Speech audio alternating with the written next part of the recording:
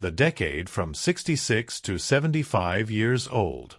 The best way to care for oneself is to follow the 3:7 rule. It's only as one ages that they realize life is like a blank sheet of shin paper. Some write cautiously, each stroke upright and proper. Others splash in freely, unconstrained, yielding vastly different results. Regardless of the method, the key lies in treating oneself well and choosing a healthy lifestyle, especially in the years from 66 to 75, the golden years of life. During this time, caring for oneself, living for oneself, writing one's own life story, and showcasing one's own worth is the true essence of life. How does one better care for oneself during this period? Leading a happy and fulfilling life during this period lies in the 3:7 rule. 3 parts communication and 7 parts tolerance. Throughout life, encountering all sorts of people, strive to remain calm and peaceful in the process of communication. The same goes for one's spouse. As people age, tempers inevitably become quirky and dispositions increasingly stubborn. In the course of living with one's spouse, disagreements are bound to arise.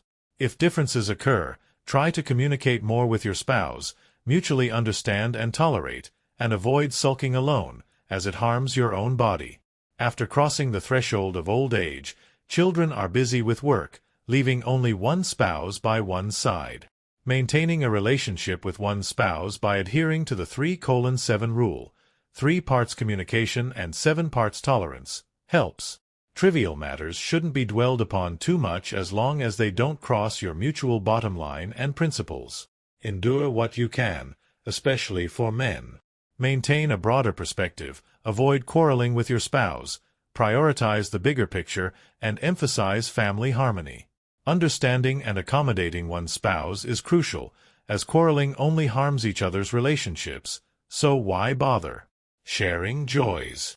3 parts self-discipline and 7 parts enjoyment. As one enjoys their later years, maintaining good habits of self-discipline is essential. I have a friend who retired and often stayed up late watching dramas and reading novels irregularly, never cooking, preferring takeout, eating lavish meals, not consuming vegetables or fruits, and particularly fond of high-proof liquor. Less than 3 years into retirement, their health collapsed, suffering a stroke and becoming bedridden, needing their children's care, suffering themselves, and facing their children's disdain. In contrast, another friend retired maintaining disciplined habits, regularly sleeping and rising early, buying groceries, and cooking for themselves. They ate a light diet, avoided high-calorie foods and cold drinks, led a very disciplined life, and exercised daily. Their health is excellent, and their children take them on trips whenever possible. They play chess and fish with peers. Thus, good health is their own. Even if you're wealthy after retirement, don't indulge yourself excessively. Enjoy life moderately by maintaining 3 parts enjoyment and 7 parts self-discipline. This approach benefits later life greatly. Socializing and living. 3 parts socializing and 7 parts living. One should stay home more as they age without overexerting oneself. Staying home often, the elderly inevitably feel dull and bored but still require some social life. Otherwise, they are prone to overthinking and causing trouble sooner or later. Some elderly spend all day with friends drinking, singing karaoke, and dancing, seemingly leading colorful lives but continuously compromising their physical health. Frequent socializing is undesirable, so the best way is 3 parts socializing and 7 parts living.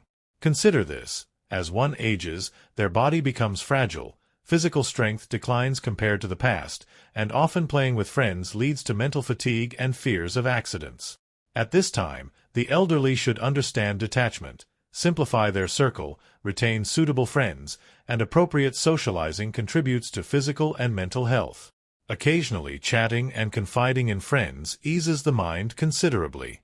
Spending more time with family, traveling, watching movies, buying groceries, and cooking together not only strengthens family bonds but also brings the happiness of a harmonious family atmosphere. As one ages, they hope for a harmonious family and filial children, making later life more fulfilling.